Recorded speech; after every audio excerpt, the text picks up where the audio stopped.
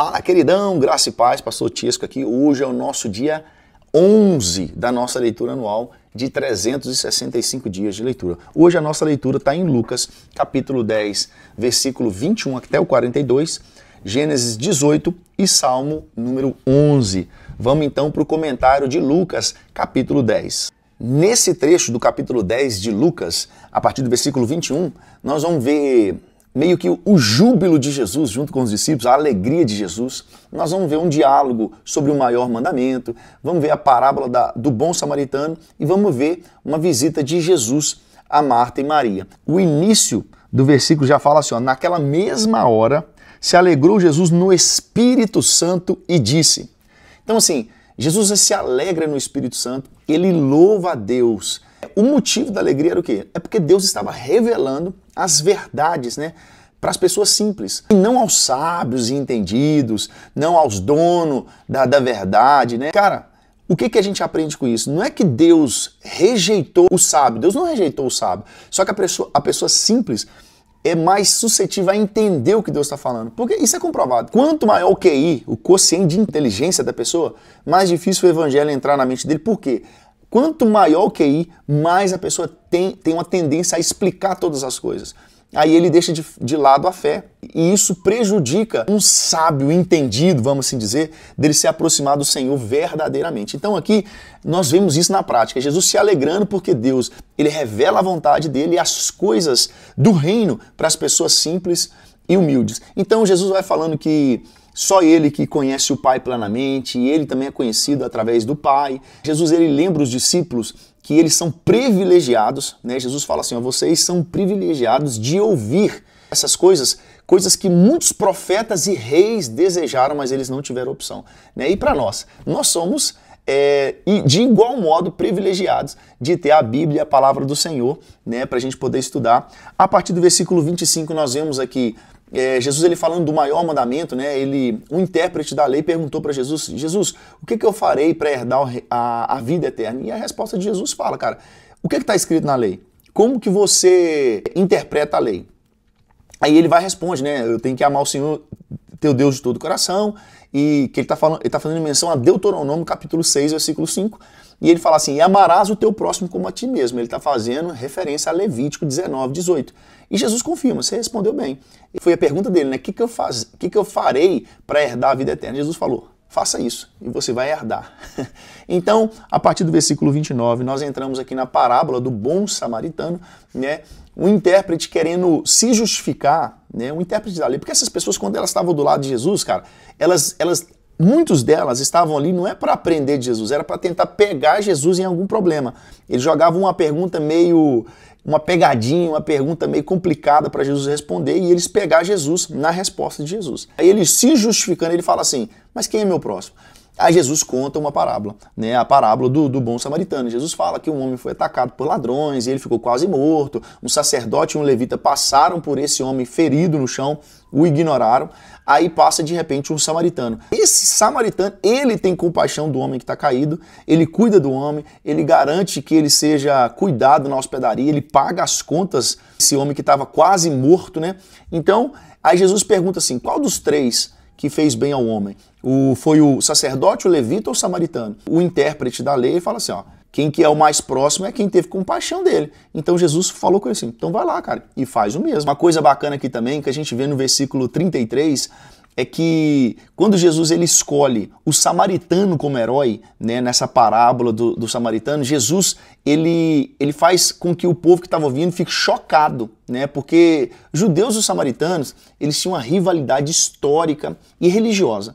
E os judeus frequentemente eles desprezavam os samaritanos, né, e isso torna a história de Jesus, quando Jesus coloca o samaritano como o cara que teve compaixão, Jesus está fazendo com que tá tocando no ponto ali, sabe, na ferida do judeu. Isso faz a compaixão do samaritano ser ainda mais marcante para o judeu. Então Jesus, de propósito, ele usa o samaritano como o herói dessa história. A partir daí nós entramos no versículo 38, vai citar aqui um momento em que Jesus ele visita, né, Marta e Maria na casa delas. Quando Jesus estava lá, fala assim que Marta estava muito ocupada com os preparativos. E enquanto isso, Maria estava sentada aos pés de Jesus, né, para ouvir os ensinamentos de Jesus.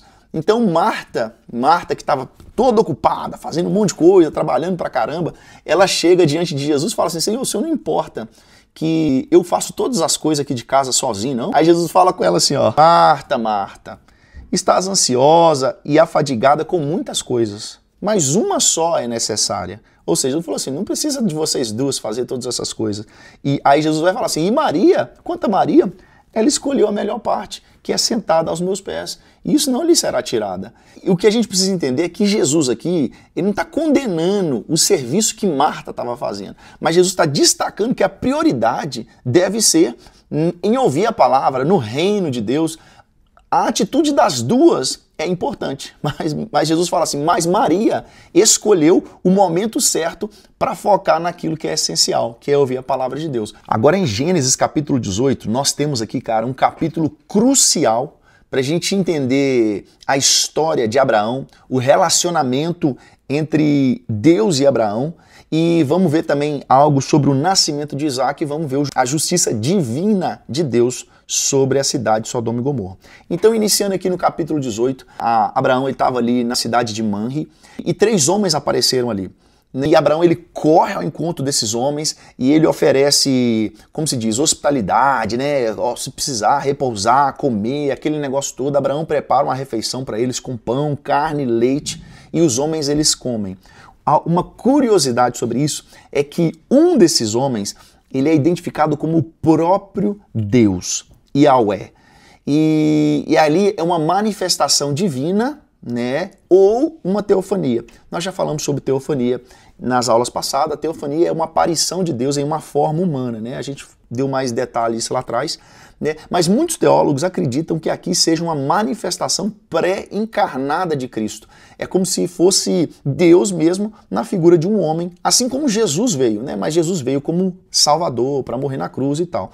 Mas aqui alguns acreditam que era uma manifestação pré-encarnada de Cristo. Já os outros 2 homens eram 2 anjos. Isso vai ficar claro para nós quando eles, lá no capítulo 19, versículo 1, quando eles chegam em Sodoma, vai citar ali que eram 2 anjos. Então, Abraão, ele serve algo para eles comer. Cara, tipo assim, aí a gente fala assim, um deles era o próprio Deus. Deus, como que ele vai comer, né? Mas aqui, por isso dá força para entender que ali era uma manifestação pré-encarnada de Cristo, ou seja, era Deus, mas de uma forma humana, por isso que ele comeu. E isso mostrava o quê? A proximidade, a comunhão de Deus com Abraão, né? Então, e isso reforça também que não era só uma visão de Abraão, porque os homens chegaram, pararam, comeram, era algo real, era algo tangível, palpável. Nós vamos ver aqui, a partir do versículo 9 até o versículo 15, que Deus ele vai falar de novo sobre a promessa de Isaac, porque fala aqui que durante a refeição esses homens comeram e um dos homens pergunta, cadê Sara? Dentro daqui 1 ano ela vai ter um filho. Aí Sara, o que ela faz? Ri. Isso está no versículo 12. Assim, pois, riu-se Sara consigo, dizendo, terei ainda deleite depois de haver envelhecido, sendo também o meu senhor já velho? Sara, ela riu. Né? No versículo 12, ela fez o mesmo que Abraão, porém Abraão no capítulo 17, versículo 17, ele riu. Gênesis 17, 17, Abraão riu. Agora em 18, 12, foi Sara quem riu. Só que aí, quando Sara riu, o Senhor, ele perguntou, né? Ele falou assim, por que você está rindo? Tem alguma coisa impossível para o Senhor? Né? Aí Sara até fala, não, eu não ri não. Aí Deus fala assim, ó, Deus conhece todas as coisas, né? Ele fala assim, ó, Sara, não fala isso não. É como você fala assim, não mente, eu sei que você riu. Né? Mais uma vez, né, refletindo, o significado do nome Isaac é ele riu, né? Ou ele ri. Né? Então, assim, Deus transformou o seguinte, o riso da dúvida, né? Na certeza, na alegria de ter um filho nas mãos. Então, a partir do versículo 16, a Bíblia vai falar que eram 3 varões. Um deles era o próprio Deus. Aí no versículo 17, quando eles estão indo para Sodoma, eu acho top demais o versículo 17, né? Quando Deus fala assim, ó, capítulo 18, versículo 17. E disse o Senhor, ocultarei eu a Abraão o que eu faço, visto que Abraão certamente virá a ser uma grande e poderosa nação, e nele serão benditas todas as famílias da terra. Ou seja, Deus falou assim, cara, eu tenho algo diferente com Abraão. Eu não vou esconder de Abraão aquilo que eu estou fazendo. Aí Deus vai falar para Abraão qual que é a intenção dele. Deus anuncia para Abraão que ele vai verificar a gravidade do pecado da cidade e destruir a cidade se necessário. Então, Abraão ele começa a interceder, né? Aí ele fala assim, Senhor, porque Abraão sabia o quê? O sobrinho dele morava lá, Ló morava lá. Aí ele vai falar assim, Senhor, mas se tiver 50 pessoas justas lá na cidade, você vai destruir o justo junto com o ímpio? Aí Deus fala assim, não vou destruir não. Aí Abraão vai falar assim, e se tiver 45? Aí Deus fala, não, também não vou não. Aí ele fala assim, ô Senhor, me perdoa, já que eu me atrevi a falar com o Senhor sobre isso, me perdoa, mas se tiver lá só 30, aí Abraão vai descendo os números até chegar no 10. Aí ele fala assim, Senhor, e se tiver lá só 10, você ainda vai destruir? Aí Deus fala assim, não, eu não vou destruir a cidade por amor dos 10, Abraão. Aí Abraão entendeu o seguinte, lá não tem justo. Lá na cidade de Sodoma e Gomorra não tem justo. E aí vai falar assim, ó, no versículo 33, e foi-se o Senhor quando acabou de falar a Abraão, e Abraão tornou ao seu lugar. A lição que nós temos é o seguinte, Deus ele estava disposto a poupar a cidade inteira por causa de um pequeno número de pessoas justas se vivessem e se estivessem em Sodoma, que a gente vai ver mais para frente que não era a realidade. Agora nós vamos partir para Salmo número 11. Agora nós entramos em Salmo número 11. O Salmo número 11, que é atribuído também a Davi, é um salmo que mostra a confiança de Davi em Deus em meio a crises. O salmista aqui, ele é como se alguém estivesse aconselhando Davi, né, a fugir do perigo. E Davi, só que ele reafirma, né, a fé que ele tem em Deus, porque Deus é um juiz justo e Davi, ele entende que Deus protege e observa o justo enquanto ele julga o ímpio, né? Querido, Deus julga o ímpio e enquanto ele julga o ímpio, ele protege o justo. Né? Então a gente vê isso do verso 1 até o verso 3, né? Quando Davi ele declara a confiança dele no Senhor, ele vai se recusar a ceder, né? Ele diz assim, no Senhor eu confio. É como se alguém tivesse falado para ele assim, ó, Davi, foge, parte, vai embora. Aí Davi, ele tipo, no verso 1 ele fala tipo assim, como, pois, eu vou dizer para minha alma, foge para as montanhas como pássaro? Como que eu vou fazer isso? Ele fala assim, mas Senhor, em ti eu confio. Fugir para os montes, querido, era uma metáfora, né? É para falar assim, ó, busca segurança num lugar longe aí, ó, foge da perseguição. Então, só que Davi, ele não escuta isso. No verso 4 até o verso 5, Davi, ele descreve Deus como estando no santo templo, era como se Deus estivesse... Ele está no templo dele observando os homens. E Deus, ele faz um teste nos justos e ele rejeita os ímpios. Né? A soberania de Deus, ela é enfatizada aqui, porque Davi fala que Deus governa do céu e vê as ações dos humanos. Querido, quando a gente lê aqui esse Salmo número 11, esse Salmo ele joga por terra aquela história que Deus não ama o pecado, mas ama o pecador. Querido, o pecador, quem vive na prática do pecado, não é amado por Deus. Não é, querido. E a gente vê isso aqui, ó. A gente vê isso. Fala assim, ó, o Senhor prova o justo, mas a sua alma aborrece o ímpio e o que ama a violência. Verso 6, sobre o ímpio fará chover laços de fogo, enxofre, vento tempestuoso e eis a porção do seu copo.